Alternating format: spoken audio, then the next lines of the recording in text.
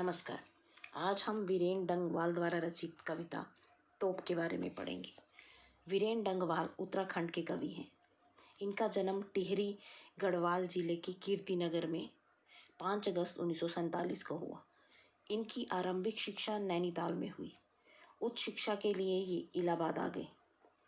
इन्होंने प्राध्यापक के रूप में आजीविका अर्जित की। इनका संबंध पत्रकारिता से भी बना रहा। वीरेन डंगवाल सामान्य और साधारण जीवन पर काव्य रचना करते हैं। इन्होंने जीवन के विलक्षण दृश्यों पर भी लिखा है, जिन दृश्यों पर सामान्य जन की दृष्टि नहीं जाती, किंतु वे जीवन को नया अर्थ देते हैं। ऐसे विषयों पर काव्य रचना करना इनकी विशेषता है। तोप कविता में भी इन्होंने सामान्य जनता की भूली हुई स्मृतियों को ताज़ा किया है।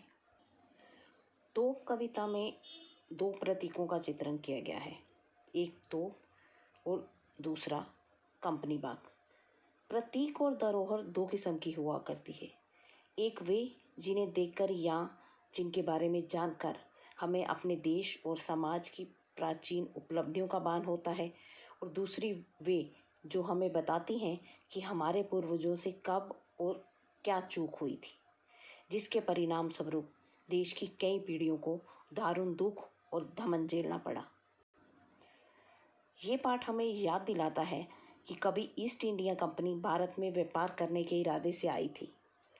भारत ने इसका स्वागत किया, लेकिन बाद में वे हमारी शासक बन बैठी। उन्होंने कुछ बाग बनवाए तो कुछ तोपें भी तैयार की। उन तोपों ने इस देश को आज़ाद करने निकले जाबाजों को मौत के घाट उतार दिया। पर एक दिन ऐसा भी आया जब हमारे पूर्वजों ने अंग्रेज़ी सत्ता को उखाड़ फेंका, तोप को निस्तेज कर दिया। हमें इन प्रतीकों के माध्यम से ये याद रखना होगा कि भविष्य में कोई और ऐसी कंपनी यहाँ पाँव न जमाने पाए जिसके इरादे नेक ना हों, भले ही अंत में उनकी तोप भी उसी काम क्यों ना आए जिस काम में इस पाठ की तोप आ रही है। आइए कविता पढ़ते हैं। कंपनी बाग के मुहाने पर धर रखी है सन 1857 की तोप। इसकी होती है बड़ी संभाल, विरासत में मिले कंपनी बाग की तरह साल में चमकाई जाती है 2 बार। कवि कहते हैं कि भारत के पहले स्वतंत्रता संग्राम के समय अंग्रेज़ों द्वारा उपयोग की गई तोप के बारे में बताते हैं, जो कि कंपनी बाग के मुहाने पर अंग्रेज़ों की विरासत के रूप में रखी हुई है। हर साल स्वतंत्रता दिवस एवं गणतंत्र दिवस के दिन कंपनी बाग के साथ साथ इसे भी चमकाया जाता है।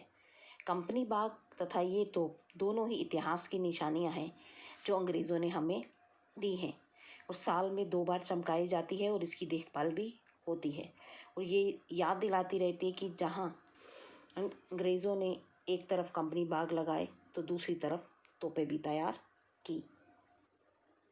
सुबह शाम कंपनी बाग में आते हैं बहुत से सैलानी।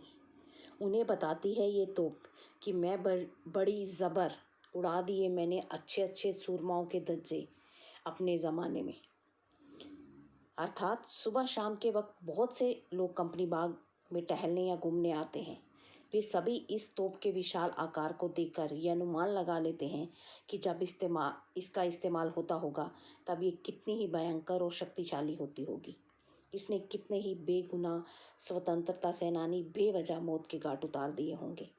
कवि के अनुसार तोप आने जाने वाले सैलानियों से कहती है कि एक वक्त था जब मुझे देखकर बड़े बड़े सूरमाओं का पसीना छूट जाता था। अब तो बहरहाल छोटे लड़कों की घुड़सवारी से अगर ये फारिग हो तो इसके ऊपर बैठकर चिड़िया भी अक्सर करती है गपशप।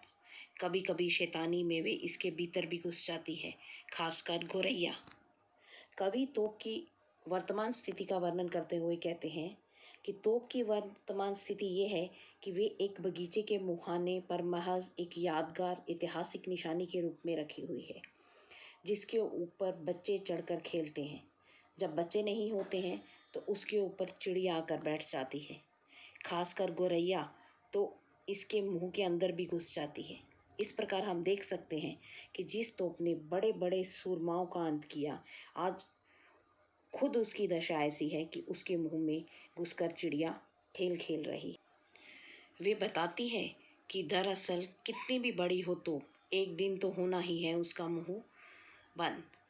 अर्थात विनम्र और सज्जनों का आदर करना ही हमें एक मनुष्य के रूप में शोभा देता है, क्योंकि बड़बोले लोगों का मुंह वक्त की मार से अपने आप ही बंद हो जाता है, जिस प्रकार इस तोप का।